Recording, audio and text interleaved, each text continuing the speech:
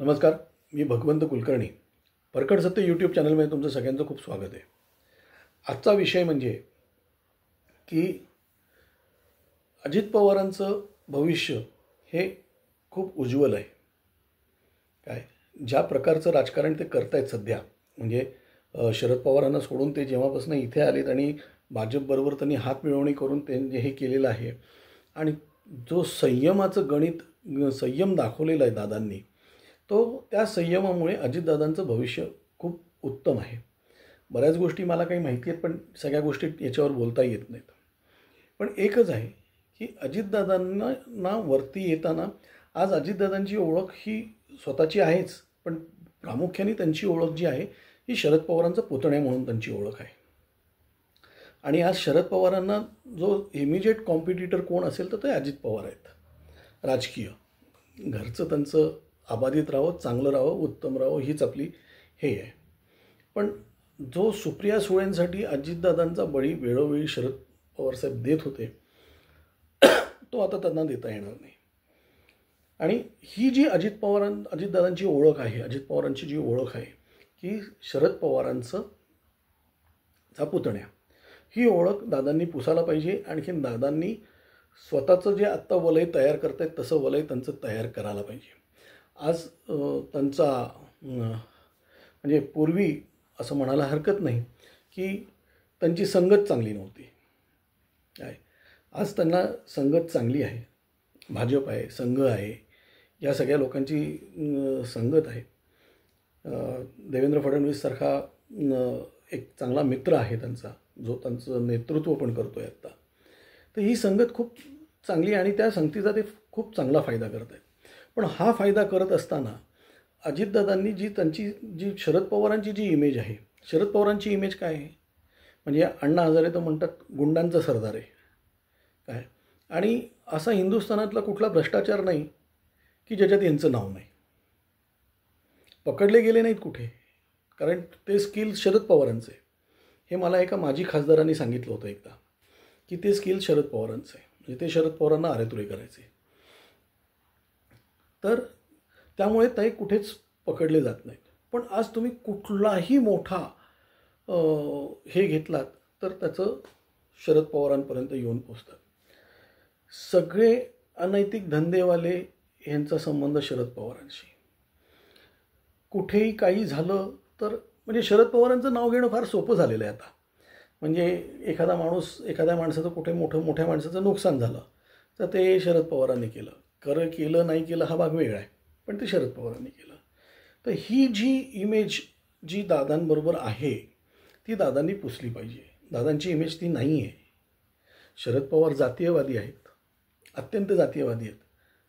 दादांच्याबद्दल असं ठोसपणे म्हणता येणार नाही.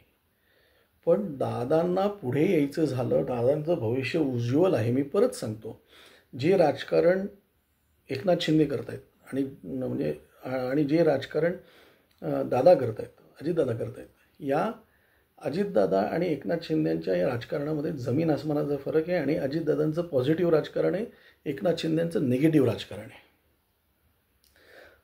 अजितदादांना वरती यायचं असेल म्हणजे आता त्यांना मुख्यमंत्री हा याच्या पलीकडे काहीच नाही. आणि मुख्यमंत्री व्हायचं असेल, अगदी ओपनली मी सांगतो, तर दादांनी काही गोष्टी बदलायला पाहिजेत अगदी. आणि त्यांची इमेज बदलायला पाहिजे.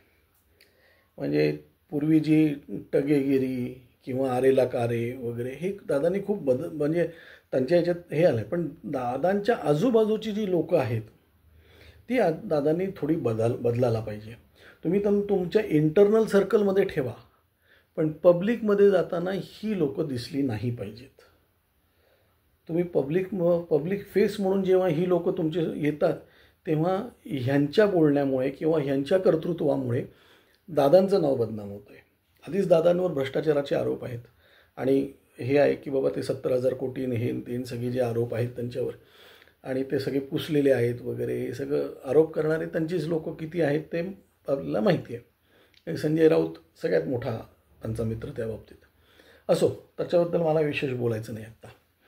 पण हे आरोप पुसण्यासाठी म्हणून ही जी काही लोकं आहेत जी दादांना अडचणीत आणतायत, दादांनी त्यांच्यापासून थोडंसं लांब राहिलं पाहिजे.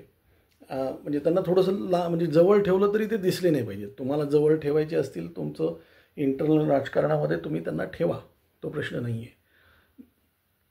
कारण तुमचं राजकारण आपल्याला माहीत नाही, पण ते ठेवा तुम्ही. तर कसं वापरायचं ते बघा.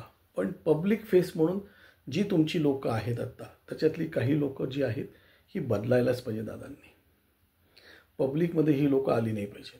ही पब्लिकमध्ये आली किंवा दादांच्या वतीने ही बोलायला गेली कुठे, तर 100% हे अडकतात.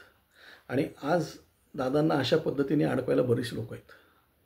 म्हणजे आज म्हटलं जातं, म्हणजे हगवणे दादांचा माणूस, जालिंदर सुपेकर यांना दादा पाठीशी घालतात असं लोक ओपनली बोलतात.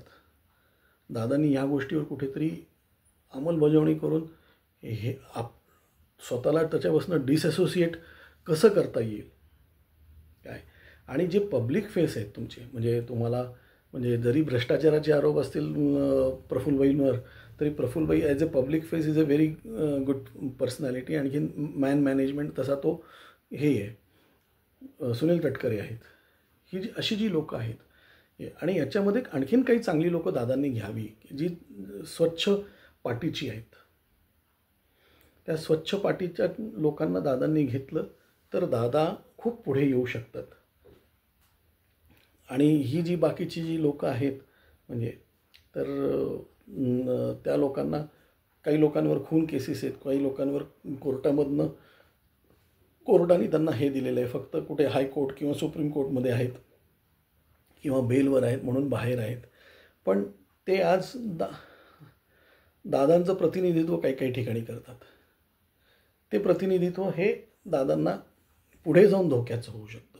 कारण आता या सोशल मीडियामुळे खूप लोक प्रगल्भ झालेली आहेत. खूप लोकांना, तुम्हाला नसलेली माहिती त्यांना असते लोकांना काय. तर हे जे आहे, कारण दादांनी जपलं पाहिजे काय. आणि परत शरद पवारसाहेब आणखीन दादा एकत्र येणार वगैरे हे ते, तर पवारसाहेब आणि दादा एकत्र आले तर तरीसुद्धा काय, दादांना पवारसाहेबांच्या गोष्टी चिकटल्या नाही पाहिजेत. एवढी दादांनी समजा हे घेतली, काय म्हणतात त्याला, काळजी घेतली, तर दादांना काही, म्हणजे दादा खूप पुढे येऊ शकतात, या महाराष्ट्राचे मुख्यमंत्री होऊ शकतात. कारण सध्याच्या याच्यामध्ये दादांचं राजकारण हे उत्तम राजकारण आहे. तर दादांनी तेवढं करावं, एवढंच. आज एवढंच. धन्यवाद.